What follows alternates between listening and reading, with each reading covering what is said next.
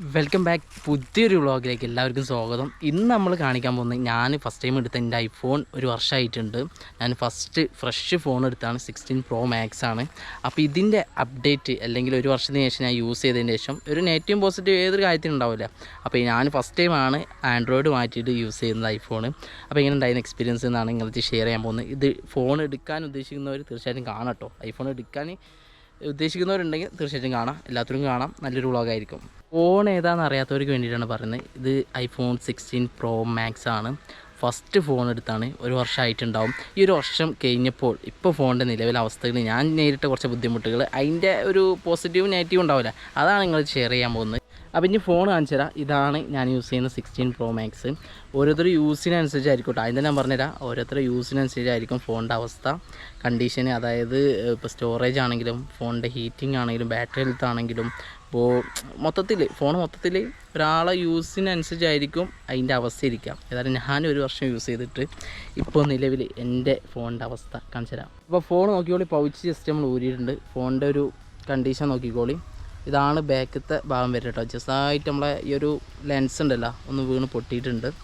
പിന്നെ അത് ലെൻസ് കേട്ടോ, അയിമല്ല നമ്മൾ സ്റ്റിക്കർ ഒട്ടിച്ചതാണ്. ഇതാണ് ഫ്രണ്ടത്തെ സ്ക്രീൻ തന്നെ. ബോഡി മൊത്തത്തിൽ നോക്കിക്കഴിഞ്ഞാൽ ഞങ്ങൾ നോക്കിക്കോളി, ബോഡി നോക്കിയാൽ ഈ ഒരു ലെൻസ് ഇവിടെ നമ്മൾ സ്ക്രീൻ ഗാർഡ് ഇട്ട് വെച്ചിട്ടുണ്ട്. ഇതിന് പ്രൊട്ടക്റ്റ് ഒരു സ്ക്രീൻ ഗാർഡ് ഇട്ടിട്ടുണ്ട്. അതാണ് പൊട്ടിയിട്ടുള്ളത് കേട്ടോ, വേറെ ഒന്നും പൊട്ടിയില്ല.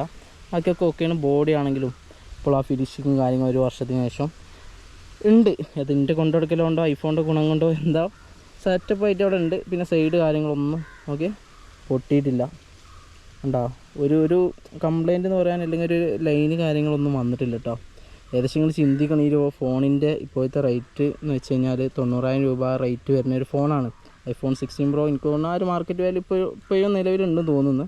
അപ്പോൾ ഏതാണെങ്കിലും 90,000 റുപ്യക്ക് എടുത്തൊരു ഫോണ് അല്ലെങ്കിൽ 1,00,000 റുപ്യക്ക് എടുക്കുന്നൊരു ഫോണ് അവസ്ഥ നോക്കണം കേട്ടോ. പക്ഷേ എനിക്കത് പർപ്പസ് ഉണ്ട്, അല്ലെങ്കിൽ എനിക്കത്ര യൂസ് ഉണ്ട് ഈ സാധനം കേട്ടോ. അതുകൊണ്ട് ഞാൻ അത്രയും ആഗ്രഹിച്ചെടുത്തൊരു മുതലാണ്. ഇനി ഇതിൻ്റെ ഉള്ളിലത്തെ അവസ്ഥ നോക്കി കഴിഞ്ഞാൽ ഇപ്പോൾ നമുക്ക് വേണ്ടത് സെറ്റിങ്സ് ആണ്.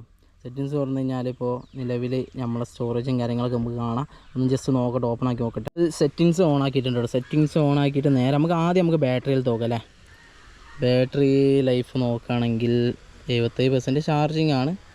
ഏകദേശം 80% നമുക്കൊരു ലാസ്റ്റ് ചാർജിങ് 1 hour മുമ്പ് എന്നാണ് കാണിക്കുന്നത്. പിന്നെ നമുക്ക് ബാറ്ററി ഹെൽത്ത് നോക്കുകയാണെങ്കിൽ നോക്കണം കേട്ടോ. ബാറ്ററി ഹെൽത്ത് നോർമലായിട്ടാണ് നമ്മൾ ബാറ്ററി ഹെൽത്ത് ഇപ്പോഴും കാണിക്കുന്ന. ഒരു വർഷത്തിന് ശേഷം 97% ഉണ്ട്. ഞാൻ പറയട്ടെ, ഞാൻ കുവൈത്തിൽ നിന്ന് വരുന്ന സമയത്ത് അല്ലെങ്കിൽ ഏകദേശം ഒരു 6 മാസം യൂസ് ചെയ്തതിന് ശേഷം കുവൈത്തിൽ നിന്ന് വരുമ്പോൾ 99% നമുക്ക് ബാറ്ററി ഹെൽത്ത് ഉണ്ടായിരുന്നു. ഇവിടെ വന്നിട്ട് ഏകദേശം 2.5 മാസം ആവുന്നു. അപ്പോഴത്തേന് 2% കുറഞ്ഞ്. ഇവിടുത്തെ കാലാവസ്ഥ ആയിരിക്കാം എന്തെന്നാണെങ്കിലും 2% കുറഞ്ഞിട്ടുണ്ട്. 348 സൈക്കിൾ കൊണ്ട്, അതായത് 348 പ്രാവശ്യം ചാർജിങ് ചെയ്തിട്ടുണ്ട്.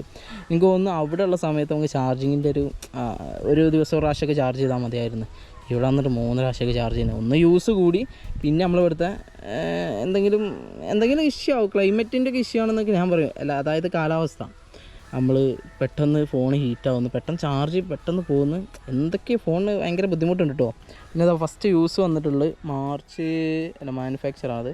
ഫസ്റ്റ് യൂസ് വന്നിട്ടുള്ള മെയിലാണ്. അങ്ങനെ നോക്കുമ്പോൾ ഇനി ഒരു മാസം കൂടി കഴിഞ്ഞാലേ നമ്മൾ ഫോൺ എടുത്തിട്ട് ഒരു വർഷം ആവുന്നുള്ളൂ കേട്ടോ. പിന്നെ നമുക്ക് നോക്കിക്കഴിഞ്ഞാൽ കാണുന്നത്, നമുക്ക് ബാറ്ററി ഹെൽത്ത് നോക്കി. നമുക്ക് വേണ്ടത് സ്റ്റോറേജാണ്. നമുക്ക് സ്റ്റോറേജ് നോക്കാം. സ്റ്റോറേജ് എന്താണ് അവസ്ഥ? സ്റ്റോറേജ് ഒക്കെ 256 GB മെമ്മറി പവറുള്ള ഫോൺ നമ്മളെടുത്തിട്ടുള്ളത്. അതിൽ നമുക്ക് 197 GB ഫുള്ളായിട്ടുണ്ട് കേട്ടോ. ഒരു വർഷം കൊണ്ടേ ഞാൻ എന്നിട്ട് തന്നെ കുറേ സാധനം ഒഴിവാക്കി. എന്നിട്ടാണ് ഇപ്പോൾ ഈ 197 GB ഇതിലേക്ക് എടുക്കുന്നത്. പെട്ടെന്ന് സ്റ്റോറേജ് ഫുള്ളാവും.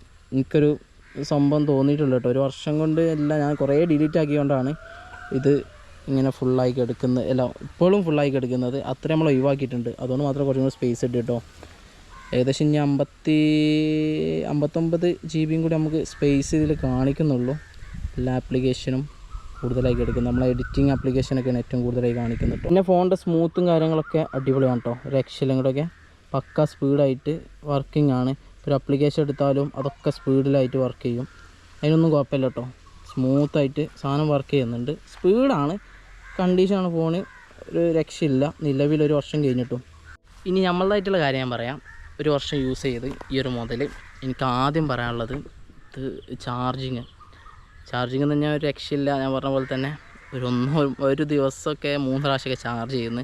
പിന്നെ പെട്ടെന്ന് ബാറ്ററി ഇറങ്ങുന്നുണ്ട്. അതായത് ഇപ്പോൾ ഒരു വീഡിയോ ഒക്കെ നിങ്ങൾ എടുത്തു, ഞാനിപ്പോൾ മെയിനായിട്ട് സാധനം യൂസ് ചെയ്യുന്നത് എൻ്റെ വീഡിയോ ഒക്കെ ആണ്. ഞാൻ ഗോപ്രോ യൂസ് ചെയ്യലും കൂടി ഇല്ല സത്യം പറഞ്ഞാൽ. ഈ ഒരു മുതൽ എടുത്തതിൻ്റെ ശേഷം ഇതിൽ തന്നെ എടുക്കൽ.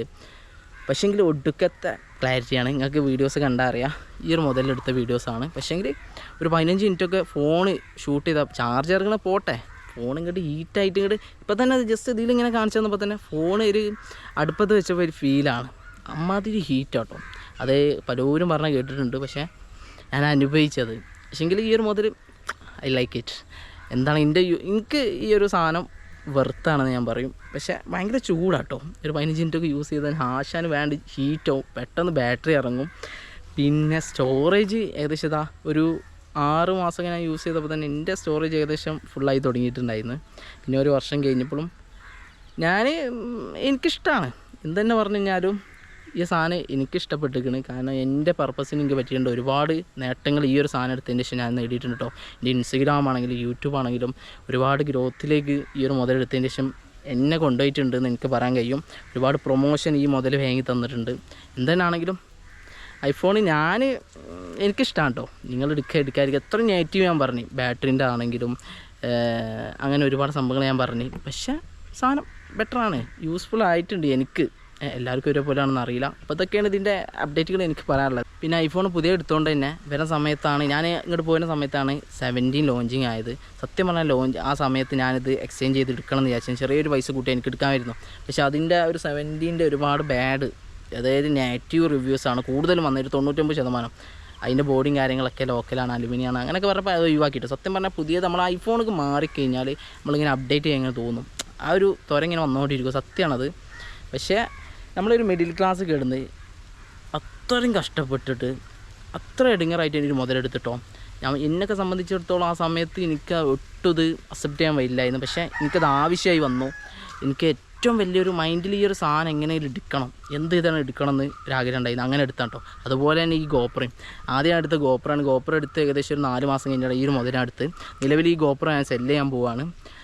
ഗോപ്രോ യൂസ് ചെയ്യുന്നത് 13 ആണ് കേട്ടോ. ഗോപ്രോ 13 ആണ്. ഈ ഒരു സാധനം ഞാൻ സെല്ല് ചെയ്യാൻ പോവുകയാണ്. എന്നിരുന്നാലും ഇനി എനിക്ക് ഐഫോൺ മതി. ഗോപ്രോൻ്റെ യൂസ് ഇല്ലാത്തതുകൊണ്ട് കേട്ടോ. ഗോപ്രോ ബെറ്റർ ഇല്ല എന്നല്ല, ഗോപ്രോൻ്റെ യൂസ് രണ്ടും കൂടി കൊണ്ടെടുക്കാനുള്ള ഒരു സാമ്പത്തിക നിലവിലില്ലാത്തതുകൊണ്ട് ഈ സാധനം കൊടുക്കണം. പക്ഷേ ഒരുപാട് കഷ്ടപ്പെട്ട് ഒരുപാട് ആഗ്രഹിച്ചെടുത്തൊരു മുതലാണ് ഇതും. എൻ്റെ വണ്ടിയാണെങ്കിലും ഞാൻ ഒരുപാടെന്ന് വെച്ചാൽ എനിക്ക് കഴിയാവുന്നതിൽ കൂടുതലായിരുന്നു ഇതിൻ്റെ ബഡ്ജറ്റും. ഈ ഒരു അവസ്ഥയിൽ എൻ്റെ വീട് പണിയും കാര്യങ്ങളൊക്കെ അവിടെ സ്റ്റോപ്പായി കിടക്കുകയാണ്. എൻ്റെ ഒരു ഡ്രീമിന് വേണ്ടിയിട്ട്, എൻ്റെ ആഗ്രഹത്തിന് വേണ്ടിയിട്ട് എടുത്താണ് ഈ ഒരു മുതൽ.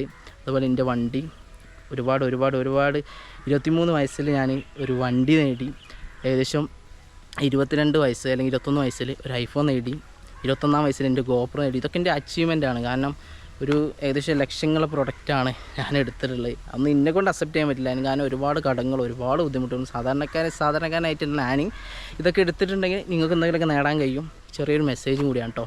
അപ്പോൾ ഇതൊക്കെയാണ് അപ്ഡേറ്റും കാര്യങ്ങളും ഐഫോണിനെ പറ്റി എനിക്ക് പറയാനുള്ളത്. എടുക്കേണ്ടവരിക്കാം. പക്ഷേ ഇതുപോലത്തെ കുറച്ച് ചെറിയ നെഗറ്റീവ് ഉണ്ട്. പക്ഷേ സാധനം അടിപൊളിയാണ്. വീഡിയോസ് എടുക്കണോ നിങ്ങൾ ഐഫോൺ ചൂസ് ചെയ്തോ എന്ന് ഞാൻ പറയും. ഒരുപാട് നന്ദി സപ്പോർട്ട് ചെയ്തതിന്, ഒപ്പം നിന്നതിന്. അടുത്തൊരു നല്ലൊരു വീഡിയോ ആയിട്ട് വീണ്ടും കാണാം. പുതുതായിട്ട് വേണമെന്ന് സബ്സ്ക്രൈബ് ചെയ്യുക, ഷെയർ ചെയ്യുക, സപ്പോർട്ട് ചെയ്താൽ കേട്ടോ. അടുത്ത എല്ലാ എപ്പിസോഡായിട്ട് വീണ്ടും കാണാം. എല്ലാവർക്കും ബൈ. ഏതായാലും ഈ ഐഫോണിൻ്റെ റിവ്യൂ എല്ലാവർക്കും ഇഷ്ടപ്പെടുന്ന വിചാരിക്കുന്നു. ജസ്റ്റ് നിങ്ങളെ കമൻറ്റ് ഞാൻ പ്രതീക്ഷിക്കുന്നു.